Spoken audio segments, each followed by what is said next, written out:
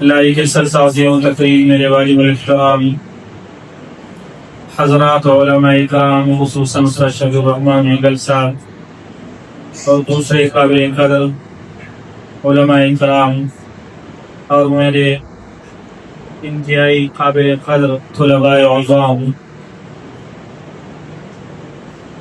سیدنا صدیق اکبر رضی اللہ تعالیٰ عنہ کے نام سے جو بزم بنا ہے، بڑی خوشی کی بات ہے۔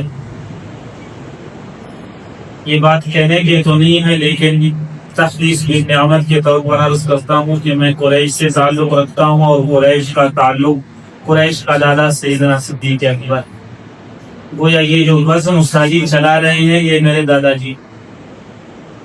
اور دوسری خوشی کی بات یہ ہے کہ جس بزم کو یعنی میرے دادا جی کے نام پر جو استاد چلا رہے ہیں وہ ہمارے مدرسہ اسکول میں استاد ہیں۔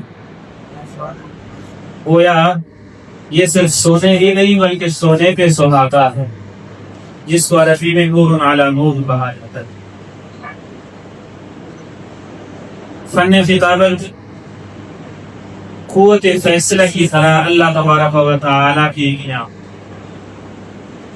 جو خطابت کا فن ہے یہ اللہ تبارک و تعالیٰ کی عظیم نعمت ہے۔ جس طرح کہ ایک آدمی کو اللہ تبارک و تعالیٰ اگر قوت فیصلہ سے محروم کر دے وہ تذبذب کا شکار ہوگا، وہ پریشان رہتا ہے کہ دو باتیں میرے سامنے آئی ہیں، ان میں سے ایک کو تسلیم کر لوں کہ دوسرے کو تسلیم کر دوں، پہلے کو ترجیح دوں کہ دوسرے کو ترجیح دوں۔ وہ پریشان رہتا ہے کہ ان میں سے کس کو ترجیح دوں، کیونکہ وہ قوت فیصلہ سے محروم۔ اسی طرح اگر آدمی کے پاس علم ہو، مطالعہ ہو، طریقہ کار ہو، مگر قوت گویائی اور فن خطابت نہیں تو وہ فتنہ کا سبب بنتا ہے، اس لیے جو اس کے پاس ترجیحات نہیں ہے، اس کے پاس وہ الفاظ نہیں ہے جو کسی کو بتا سکے اور اپنا اندر کا بڑاس نکال سکے۔ اور پھر یہ فن خطابت ایک ہتھیار ہے، اس سے آدمی بڑے بڑے علاقوں کو فتح کر سکتا ہے، اور علاقہ سے مراد انسانوں کے قلوب اور دل ہے۔ جس طرح تلوار اور بندوقیں جنگ میں کام لے گی نا، اسی طرح فن خطابت دلوں پر حکومت کرنے کے لیے کام لے۔ پرانے زمانے میں جب ہم طالب علم تھے تو یہاں فن خطابت کا کوئی طریقہ کار نہیں ہے، اور یہاں کے لوگ فن خطابت کو حاصل کرنے کے لیے پنجاب خانپور چلے جاتے تھے مولانا عبدالکریم ندیم صاحب کے پاس۔ اللہ تبارک و تعالیٰ اس کی عمر میں اور صحت میں اللہ تبارک و تعالیٰ اضافہ فرمائے گی۔ پھر مہینہ وہاں جانا ہوتا تھا، وہاں رکنا ہوتا تھا، مہینہ کورس ہوتا تھا، پھر حضرت خطیب صاحب لوگوں کو طریقہ کار سکھاتے تھے، خرچہ اٹھانا پڑتا تھا، پریشانیاں اٹھانی پڑتی تھی۔ اللہ تبارک و تعالیٰ نے یہ سہولت آپ کے اپنے صوبہ، اپنے ضلع اور اپنے گھر میں آپ حضرات کو میسر فرما دی۔ قرآن کریم حدیث کی کتابوں میں آتا ہے، پیغمبر علیہ السلام فرماتے ہیں من سن سنتا فی الاسلام، من سن فی الاسلام سنتا حسنتا، جو آدمی اسلام میں بھی اچھا طریقہ رائج رہے گا اس کو تو اجر ملے گا ہی ضرور، لیکن اس کے بعد والے جو لوگ اگر اس پر عمل کریں گے تو اللہ تبارک و تعالی ان کو تو اجر دیں گے ضرور، مگر اس کو بھی اجر دیں گے جس نے یہ پہلا کام شروع کیا تھا، اور بعد میں آنے والوں کے کاموں میں اور اجر و ثواب میں اللہ تبارک و تعالیٰ کمی نہیں رہے گا۔